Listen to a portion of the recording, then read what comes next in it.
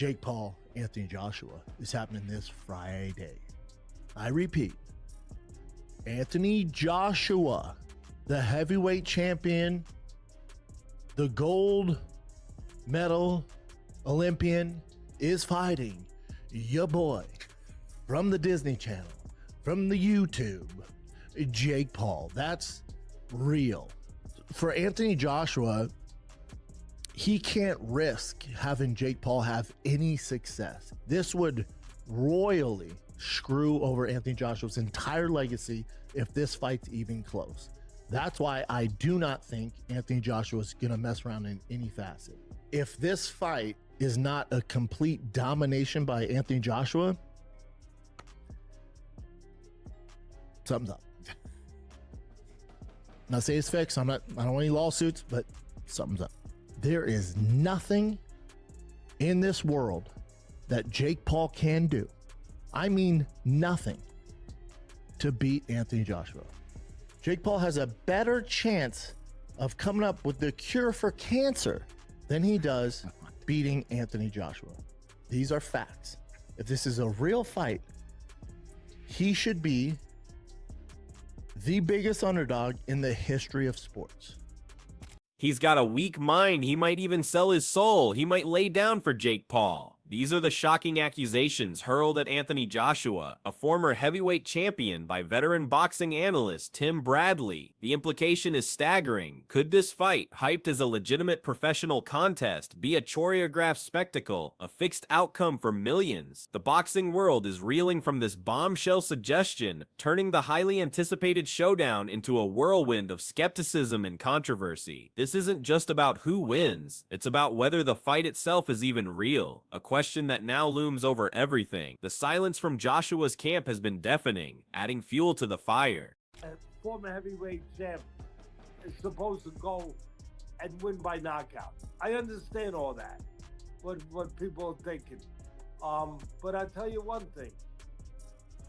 With all that, Joshua has been inactive. Joshua was destroyed in his last fight. I know it was against a fighter, a top fighter, not against a guy that's been fighting a couple years and has had very little background. I understand all, Teddy understands that. I just break it down, all of it. And with having said that, Joshua has been inactive. We don't know where he is mentally. We don't know where he is physically. He's been gone for over a year.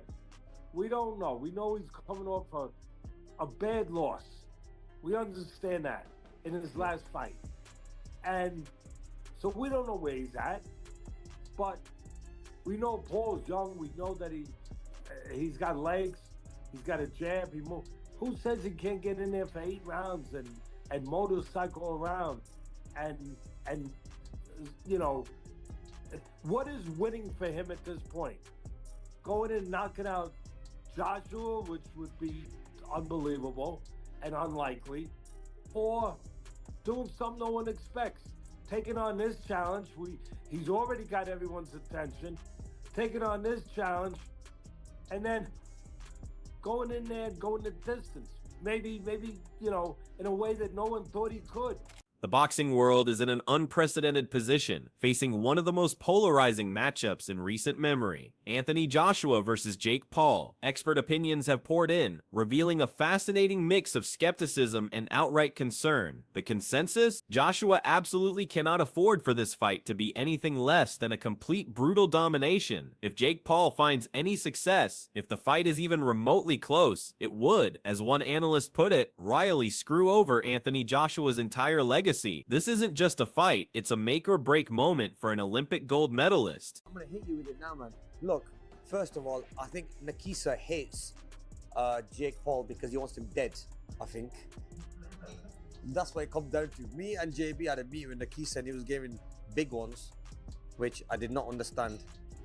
He's not really like, come on.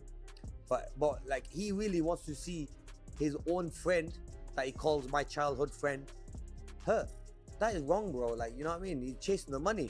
So he's just gone straight to the money and put my man in the firing line against a heavyweight champion who can hurt him and literally cause him problems in the future as well. Don't you believe me? You believe that? I mean, AJ hitting him with that big right hand. Oof. Look, if AJ hits him with a shot like he hit Ngannou and knocked him clean out. I mean, even Ngannou would knock Jake Paul out. But that just shows, like, but you can't mess with the sport. Boxing, you can't mess with boxing. Oh, the boxing is a sport that you have to respect. You're always at one punch away from getting hurt, and something bad's gonna happen one day, and they're gonna regret it. They're gonna say, "Oh, why did we take that fight?" It's not like they need the money. And if I was AJ, and so a YouTuber come to me, who's tiny, who's smaller than me, and weaker than me, and has no experience at all, you think I'm gonna say no to him? Like, come on, bro. Like, and they pay big money, but let's just hope AJ goes there, knocks him out, ends this YouTube boxing, because in a way, someone is gonna get hurt badly, and this could be the fight that someone gets hurt so bad that they will never ever get sanctioned to ever fight again.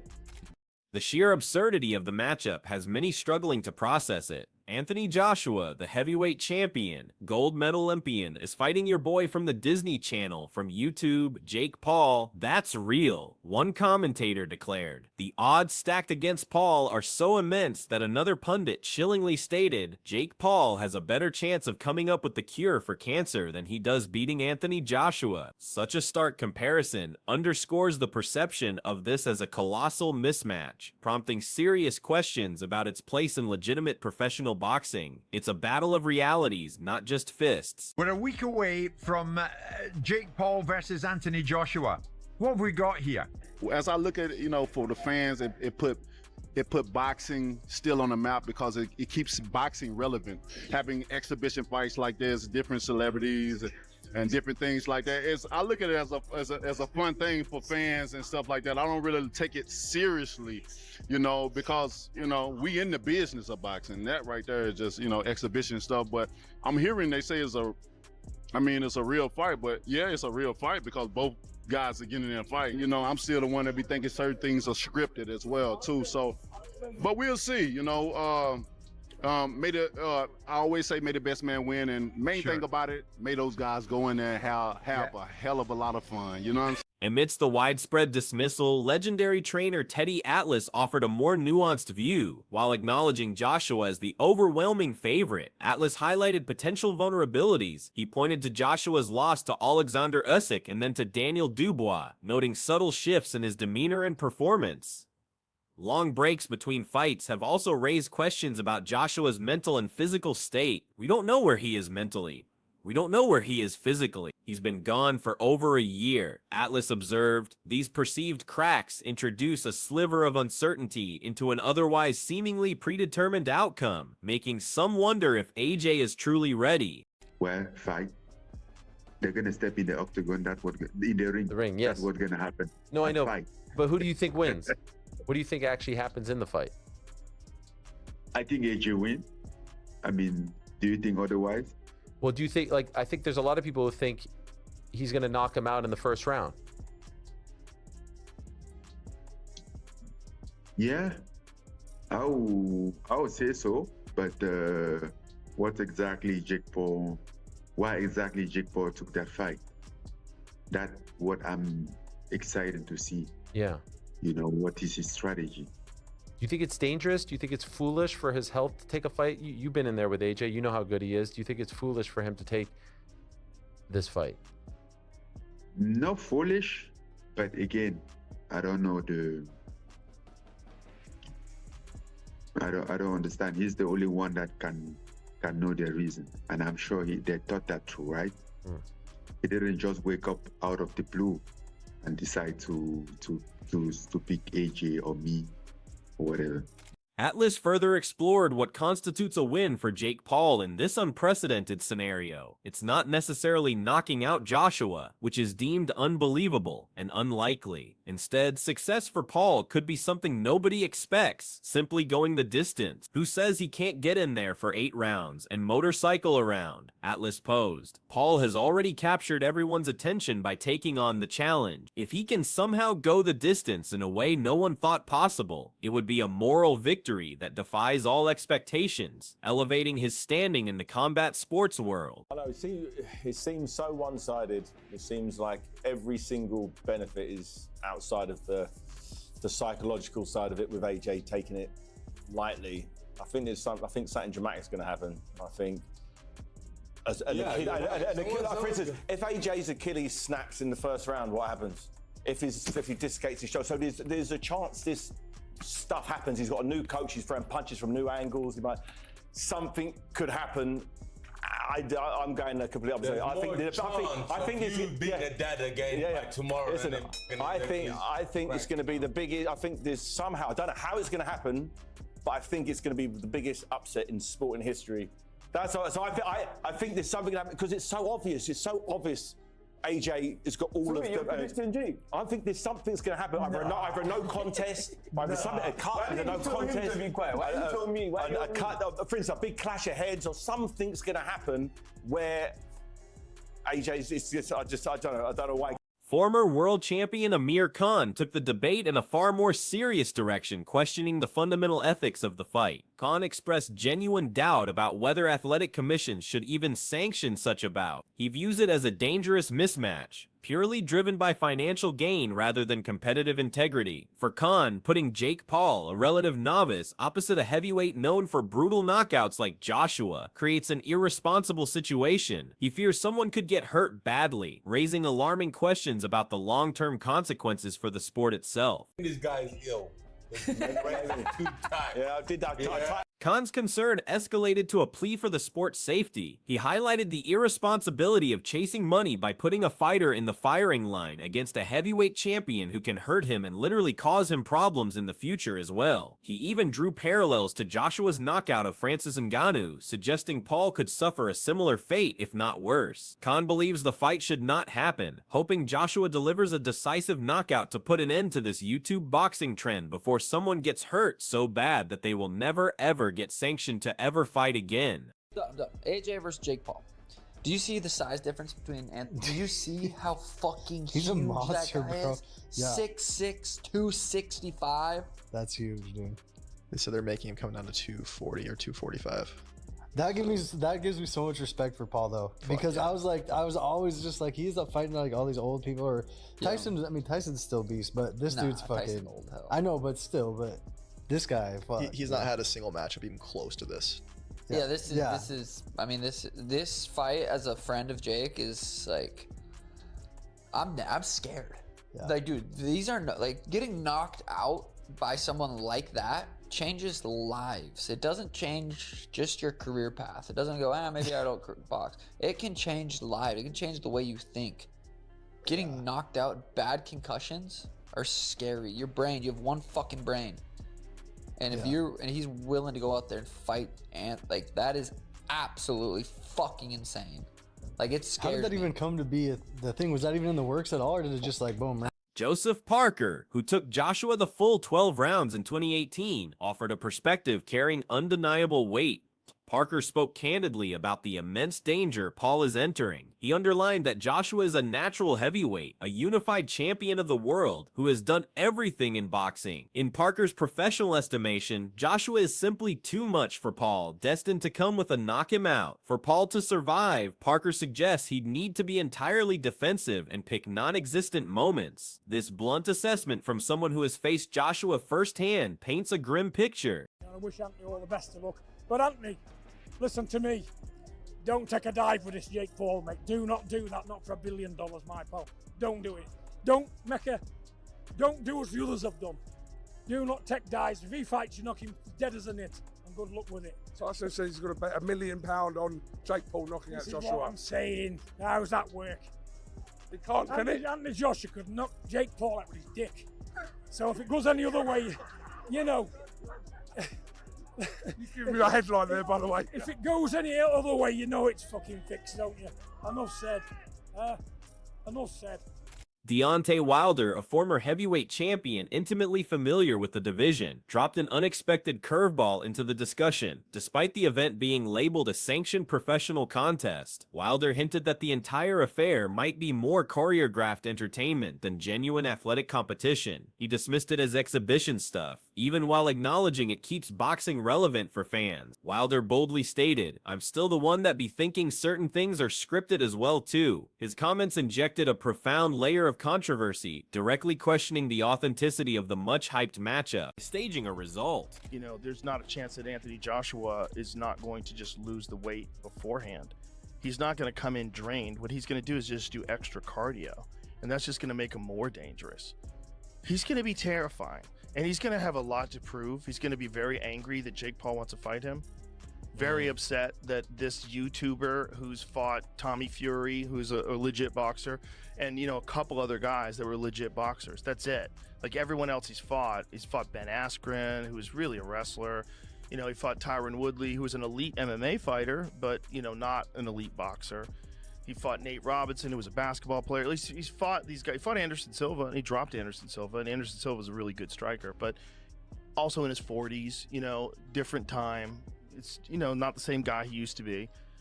This is a 34-year-old Anthony Joshua. This is a terrifying human being. Terrifying.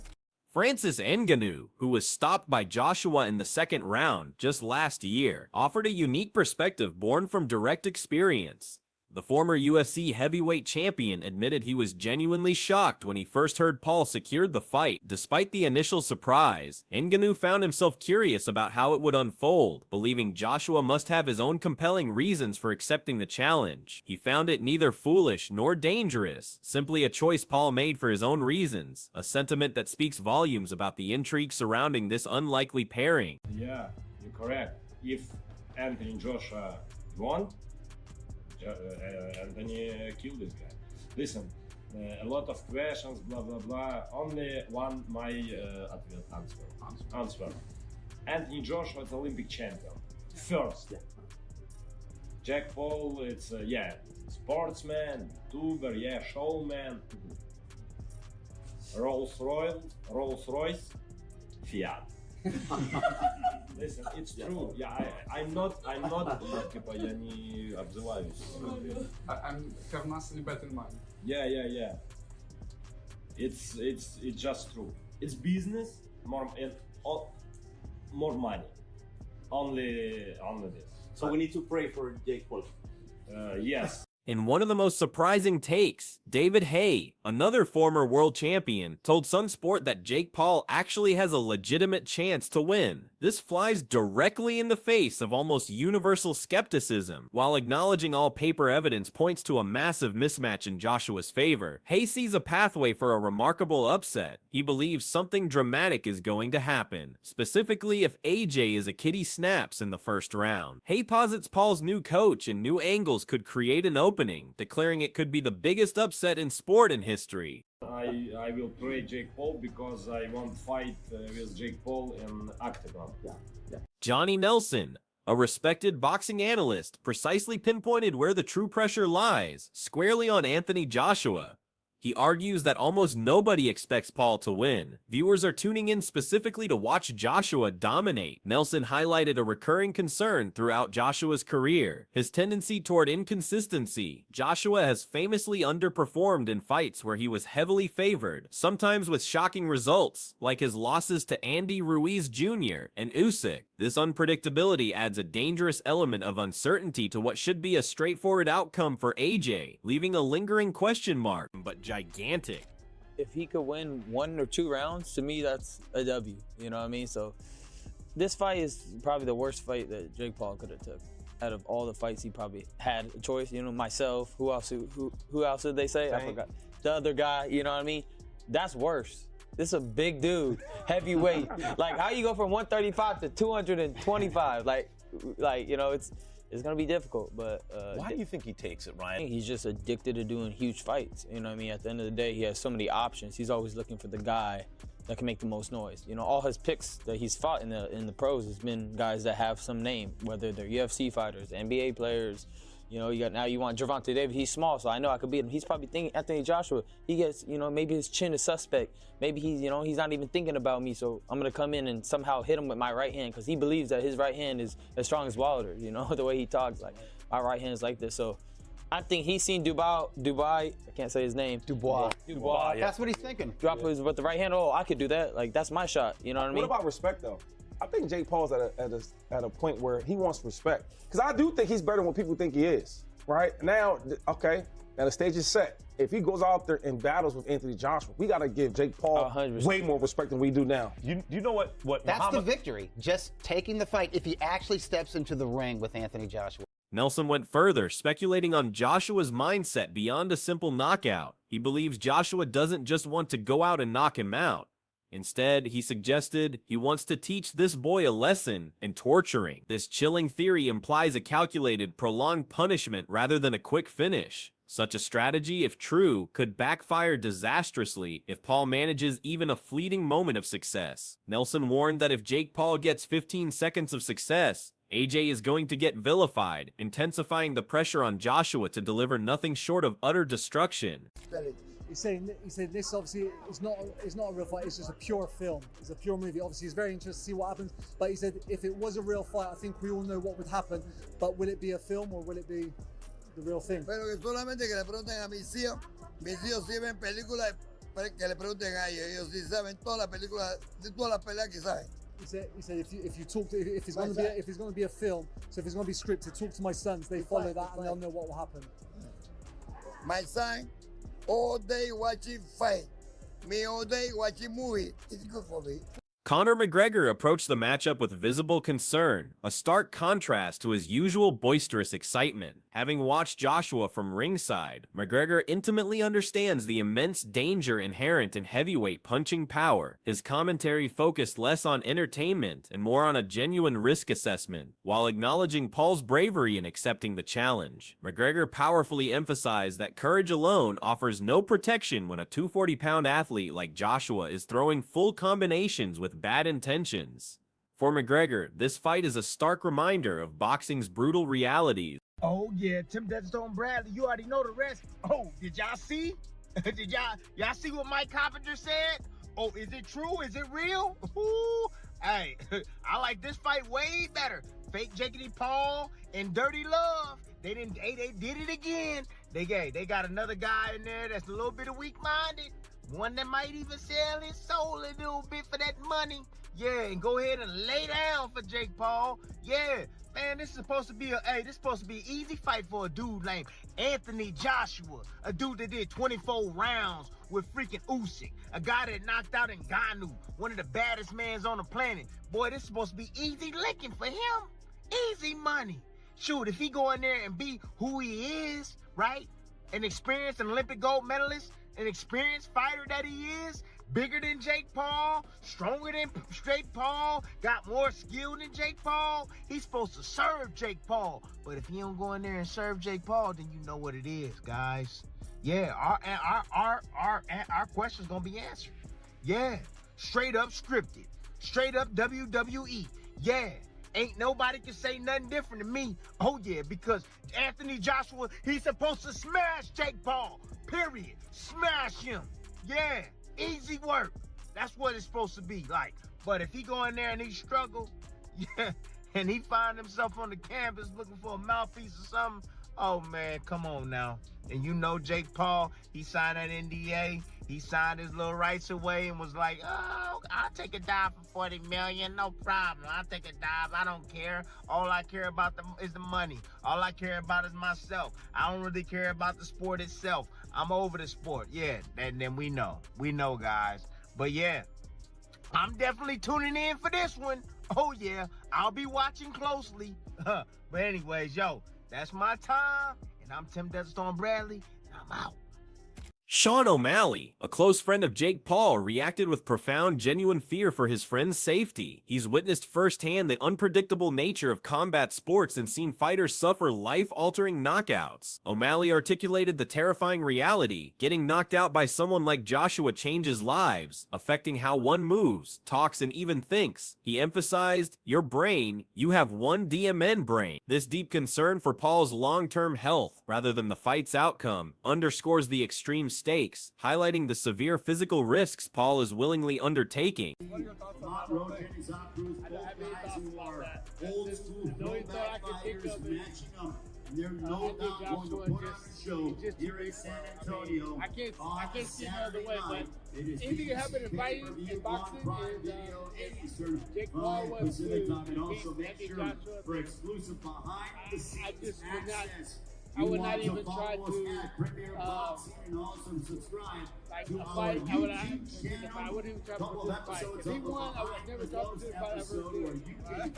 John Fury, never one to mince words, shared concern from a different angle entirely. He believes Anthony Joshua carries a heavy responsibility not merely to win, but to fight with such aggressive intent that he proves the event's authenticity. If Joshua doesn't come forward with genuine purpose, Fury fears people will inevitably question the legitimacy of the entire matchup. To Fury, this represents pure entertainment, not an evenly matched clash, and anything less than a decisive, no-doubt performance from Joshua would ignite serious doubts about what's truly unfolding in the ring. Because it's so, I'm going opposite way. Joe Rogan, who has meticulously followed Jake Paul's boxing evolution, found this particular matchup nearly incomprehensible. He contrasted Paul's recent bout with a 58-year-old Mike Tyson, which felt more like a controlled exhibition, with the daunting prospect of facing Anthony Joshua. The leap from that cautious encounter with an aging legend to a 34-year-old terrifying human being in his prime, with genuine knockout power, struck Rogan as an impossible progression. He adamantly dismissed any speculation about a fixed fight, arguing Joshua's prestigious career is too valuable to compromise. Rogan further highlighted the vast experience gap by dissecting Paul's past opponents. He noted Paul fought Tommy Fury, a legitimate boxer, but then listed Ben Askren, a wrestler, Tyron Woodley, an elite MMA fighter not boxer, Nate Robinson, a basketball player, and an Anderson Silva in his 40s. This history, Rogan argued, pales in comparison to facing a 34-year-old Anthony Joshua. This is a terrifying human being. Terrifying. The stark contrast in competition history emphasizes the unprecedented challenge Paul has undertaken, raising profound questions about his readiness for this caliber of opponent. Alexander Usyk, the undisputed heavyweight king who has twice defeated Joshua and also Tyson Fury, offered a concise, almost poetic assessment. From his position atop the division, Usyk saw no need for lengthy analysis. His verdict was brutally simple. Anthony Joshua is Olympic champion. First, Jack Paul is a sportsman. Two very young men, Rolls-Royce, Fiat. He declared it just true and characterized the entire event as business, more money. Usyk then quipped, "We need to pray for Jack Paul," underscoring the perceived chasm between the two competitors with a touch of dark humor. UFC President Dana White, known for his unfiltered opinions, stripped away technical analysis entirely, focusing purely on the spectacle. He candidly called the fight a darn bad idea, yet immediately followed with, "But let me tell you what, a lot of people watched that one." White acknowledged he would watch it himself, explaining, "You know what everybody's tuning in for on that one? I think everybody's gonna get what they've finally been waiting for." His perspective frames the event not around competitive merit, but as a pure curiosity, a must-see train wreck that promises a definitive if brutal conclusion. Ryan Garcia approached the situation with brutal honesty, stating Jake Paul could have took out of all the fights he probably had choice. This was probably the worst fight. Garcia sees the difference in skill, experience, and physicality not as large, but gigantic. He highlighted the insane jump from 35 pounds to facing a heavyweight. For Garcia, if Paul could merely win 1 or 2 rounds, that alone would be considered a significant victory. His assessment underscores the monumental challenge and the seemingly impossible odds Paul faces, making any small success a moral win. Ryan Garcia speculates Paul's motivation stems from an addiction to doing huge fights, always looking for the opponent who can make the most noise. Paul Garcia believes might see a vulnerable Joshua, perhaps with a suspect chin or underestimating him, hoping to land his right hand which he believes is as strong as Wilder's, citing the Dubois knockdown. Meanwhile, Dave Allen, while acknowledging Paul's dedication to boxing, warns of extreme danger. He respects Paul could win a regional title but labels the AJ fight dangerous, emphasizing Joshua would put him to sleep if he connects. As the fight approaches, the boxing world remains caught between extreme forecasts, terrifying danger, cynical exploitation, and the slim possibility of an unprecedented upset. From accusations of scripted outcomes to genuine fears for Paul's life-altering injury, this event has transcended typical sporting narratives. It stands as a polarizing symbol of modern combat sports, where spectacle often eclipses competitive integrity, yet still demands global attention. Whether this represents a dangerous evolution or pure financial exploitation, one undeniable truth remains: the entire world will be watching when the bell finally rings, eager to see which narrative ultimately prevails.